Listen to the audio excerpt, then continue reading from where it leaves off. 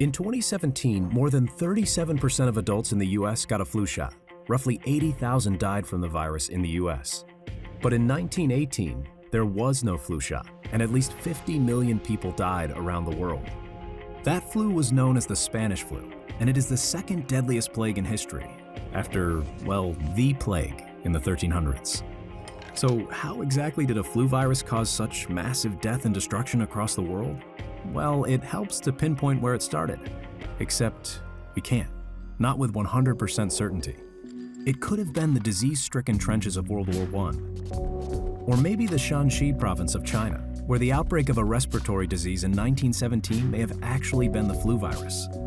Or maybe even Camp Funston, a military base in Kansas where 48 soldiers died of flu-like symptoms right before an outbreak. What we do know for sure is that the Spanish flu didn't start in Spain. So then why is it called the Spanish flu? Well, the flu broke out during World War I. Neither the Allied nor Central Powers wanted to admit to additional loss of life during a conflict that hinged on who had more manpower. So, all the nations involved in the war limited reports of the outbreak.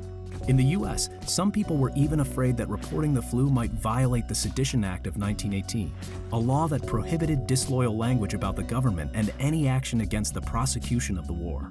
But Spain wasn't in World War I, and since they had no reason to hide anything, they reported their flu-related deaths. Even the King of Spain, Alfonso XIII, got the disease, but ultimately survived. So with the spotlight on Spain, US and European news outlets nicknamed it the Spanish flu. But the flu was spreading well outside of Spain, and with the large scale of infections going unreported, no one was prepared for the deadly pandemic it would become. Today, we know the flu is a highly contagious viral infection that spreads to the nose, throat, and sometimes the lungs. Symptoms such as fever, nausea, aches, and a sore throat are all standard.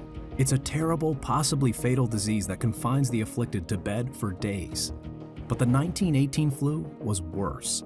Dark spots would appear on the body before the skin turned blue from a lack of oxygen in their blood. And patients would bleed from their noses and ears as they suffocated on their own blood and fluids. In 1918 at Camp Funston, US Army Dr. Roy Grist remarked, "It is only a matter of a few hours then until death comes. And it is simply a struggle for air until they suffocate. It is horrible." The outbreak at Camp Funston affected more than 1,000 soldiers, and around 40 died. But those 1,000 were part of 1 million soldiers throughout the United States who were all in contact with one another. Those soldiers were then sent overseas in the spring of 1918, carrying flu microbes that would spread faster than the war itself. In the fall of that same year, a second wave of flu cases started spreading across the US, hitting both military and civilian centers. Doctors had never before seen such a deadly strain of influenza. To make matters worse, knowledge of viruses at the time was limited, since microscopes of the day were not powerful enough to see them. People began blaming the Germans, claiming they were spreading poison clouds or that Bayer, which was a German-owned company, had infected their aspirin. As the flu spread in America, even public health officials began to lie about the state of things. Like Philadelphia's public health director Wilmer Cruson, who in September of 1918 declared, "No concern whatever is felt," after a Navy ship from Boston arrived with infected passengers. The next day, 2 sailors died. The day after that, 14. There was little to be done to stop the spread of the virus. Doctors had no way to create a vaccine, antiviral drugs, or even antibiotics for secondary infections like pneumonia. Instead, most prevention efforts focused on quarantine and personal hygiene.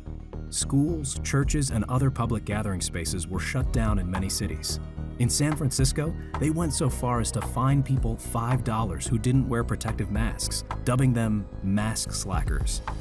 And in the end, after only 1 year, the death toll was catastrophic.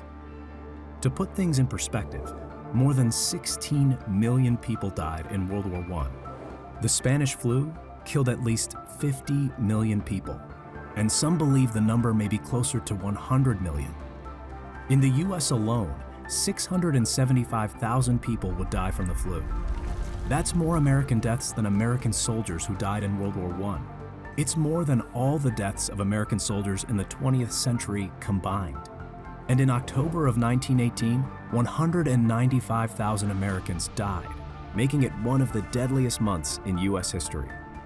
Death was so prevalent between the war and flu that life expectancy in the US dropped by 12 years. Even Woodrow Wilson was affected by the Spanish flu, having collapsed during the Versailles Peace Conference with flu-like symptoms. The outbreak of Spanish flu is what spurred the development of a vaccine, although scientists didn't even isolate the influenza virus for study until 1933, 15 years later. The first flu vaccine was developed in 1938 and was later given to US soldiers in World War II. After the war, it was finally used to treat the American public.